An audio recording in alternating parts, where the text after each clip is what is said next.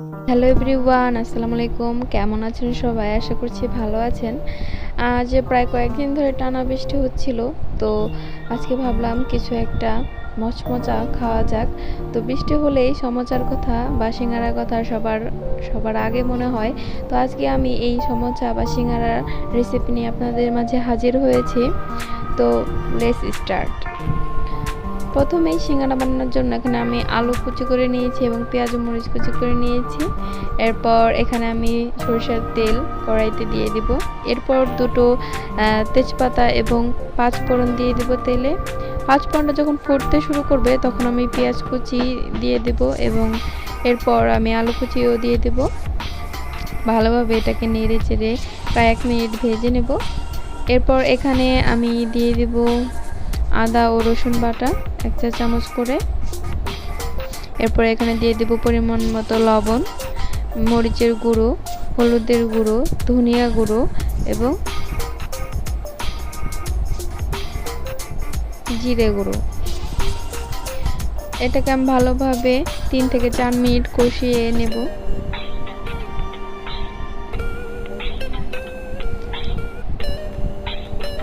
আর চুলার আঁচটা অবশ্যই মিডিয়াম আঁচে রেখে দেবেন।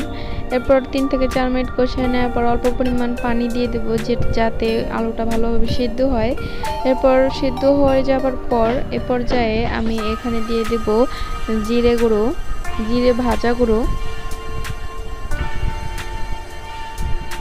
এরপর আমি এখানে ডো তৈরি করে নেওয়ার জন্য 2 কাপ আটা নিয়েছি, 2 কাপ ময়দা নিয়ে নিয়েছি। আপনারা চাইলে আটাও ব্যবহার করতে পারেন। এরপর ময়দাগুলো ভালোভাবে কালো জিরে দিয়ে মিশিয়ে নিয়েছি, লবণ দিয়ে মিশিয়ে নিয়েছি। এরপর এখানে আমি হালকা কুসুম গরম পানি দিয়ে ওটাকে ছেনে নেব।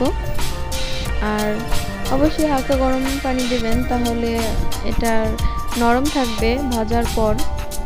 আর এরপর ডো বানিয়ে নেওয়া হয়ে গেছে। এরপর আমি এটাকে হালকা তেল ব্রাশ করে প্রায় 10 মিনিটের জন্য রেখে দেব।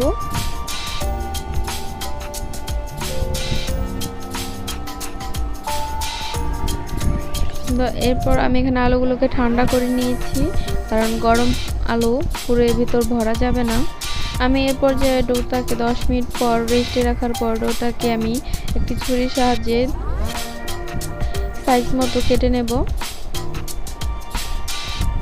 যেহেতু সিঙ্গারা আপনাদের পছন্দের সাইজ অনুযায়ী কাটবেন, তো আমি এখানে মিডিয়াম সাইজের সিঙ্গারা বানিয়েছি, তো এই সাইজে আমি কেটে নিয়েছি। আপনারা চাইলে আরও ছোট বা বড় করলে এই ডোটার সাইজটা একটু বড় করে নেবেন।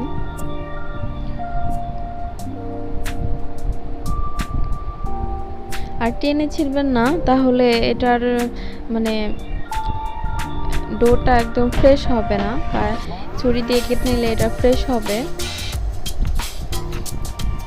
এরপর আমি একটু বেলে এটাকে এই শেপে করে নেব। আপনারা ভিডিওটি মনোযোগ দিয়ে দেখে নেবেন কিভাবে আমি এটা করেছি। আর হ্যাঁ, আর লবণটা কিন্তু পরে দেওয়া যাবে না, পানি দেওয়ার আগে ডোর ভিতর লবণটা দিয়ে কালো জিরে দিয়ে ভালো করে মিশিয়ে নিতে হবে, তাহলে জায়গায় জায়গায় লবণ লাগবে বা কোথাও লবণ লাগবে না এমন হবে। তো এবার আমি ছুরি দিয়ে এটাকে 2 ভাগ করে কেটে নেব।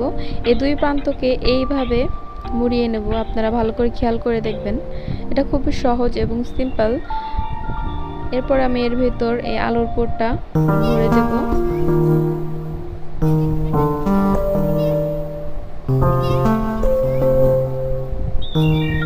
এরপর 2 সাইডে এভাবে ভালো করে আমি এভাবে সেট করে নেব এবং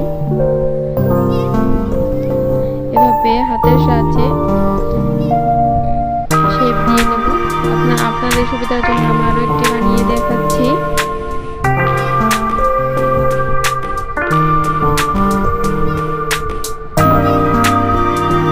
আর সিঙ্গারা বানানো কিন্তু খুবই সহজ। আপনারা চাইলে এই অনেকগুলো সিঙ্গারা একসাথে বানিয়ে ফ্রিজে রেখেও দিতে পারেন।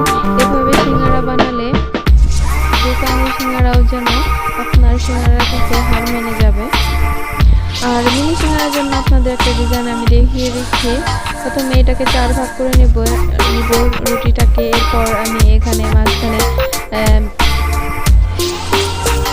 আলুর পুরটা রেখে 2 সাইড থেকে এভাবে বন্ধ করে দেব।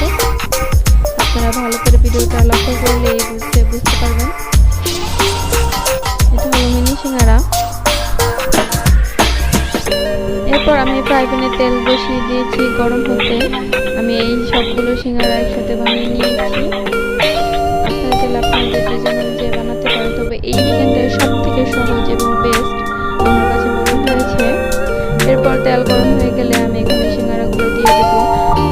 আর তেল গরম হয়ে যাওয়ার পর চুলার আঁচটা হাই হিট থেকে লো হিটে বা মাঝারি হিটে রেখে দেবেন। হাই হিটে কিন্তু সিঙ্গারা ভাজা যাবে না, কারণ সেই ক্ষেত্রে সিঙ্গারার কালারটা চলে আসবে, তার সিঙ্গারার ভিতরে আটার যেহেতু সেটা সেদ্ধ হবে না, কাঁচা কাঁচা লাগবে। তো অল্প আঁচে এটাকে ভাজতে হবে। আমি 5 থেকে 7 মিনিট এটাকে ভেজে নিব। দেখতে পাচ্ছেন প্রায় কালারটা চেঞ্জ হয়ে আসছে।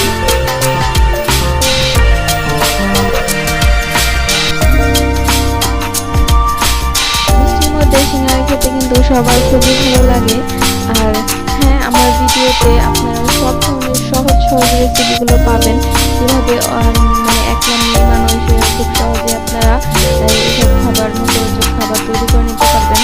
এটার কালারটা ব্রাউন হয়ে চলে এসছে। আমি এই পর্যায়ে এটাকে নামিয়ে নেব এবং পরিবেশন করে নেব। গরম গরম সিঙ্গারা সালাড কিংবা সস দিয়েও আপনারা খেতে পারেন। আর হোমমেড সসের রেসিপিটা কিন্তু আমার চ্যানেলে দেওয়া আছে, আপনারা দেখে নেবেন। হ্যাঁ, আজ এই পর্যন্তই।